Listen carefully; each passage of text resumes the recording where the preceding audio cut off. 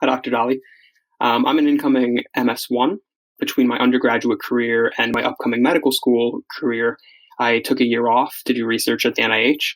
I actually was able to have a very high savings rate because I'm very good at living like a monk, but I was able to gather about $15,000 to $20,000 during my year here.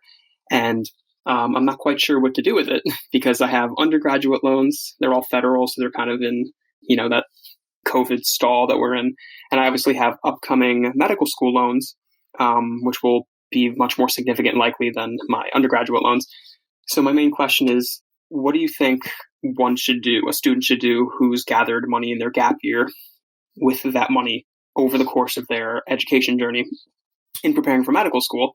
My current plan was to use that for like rent and food during my first year and whatnot. But I wasn't sure if you had any other ideas. I don't know if I should just throw it all at my undergraduate loans, in which case it would just kind of evaporate immediately. I wasn't sure if you had any other ideas. So thank you for what you do. All right, Chris. Good question. One a lot of people have. I want to correct one of the ways you're thinking about this money, though. You're saying if you put it toward your undergraduate loans, the money evaporates, okay? And I would say that is not accurate.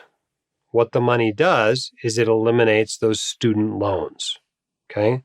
So you have let's say you have $30,000 in student loans and you have $30,000 in cash, okay? Your net worth is zero. If you take that $30,000 in cash and you pay off the $30,000 in student loans, your net worth is zero. Okay, it didn't evaporate.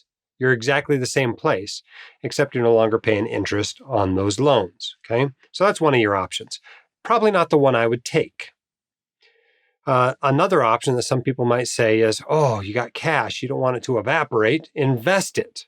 Whether you do it conservatively in CDs or something, or whether you do it aggressively in stock mutual funds or real estate, or whether you do it in a speculative fashion, you put it all in Bitcoin and hope for the best, right?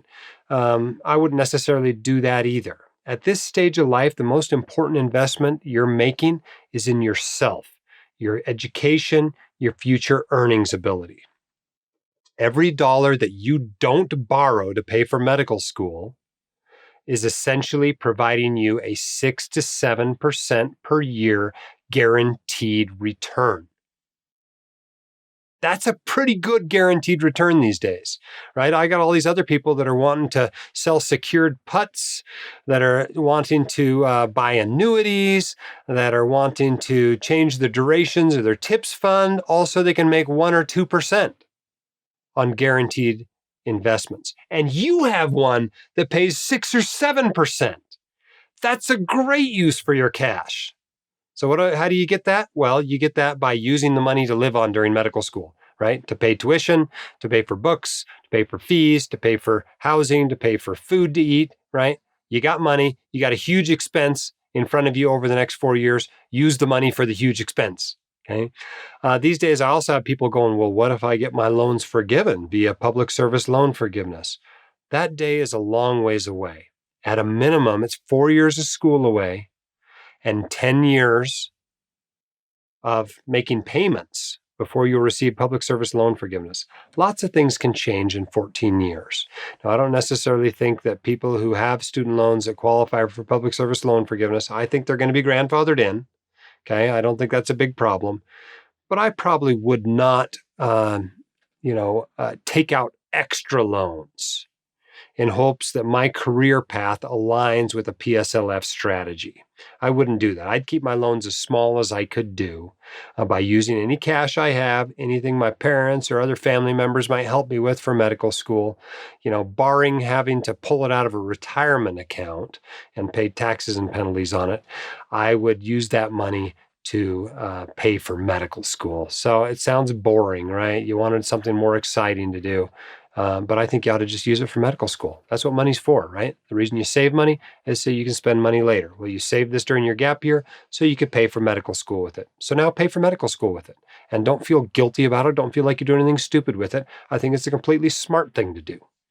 If you want your questions answered by the White Coat Investor, record your question at whitecoatinvestor.com/YQA or click the link in the description. My dad, your host, Dr. Dolly, is a practicing emergency physician, blogger, author, and podcaster.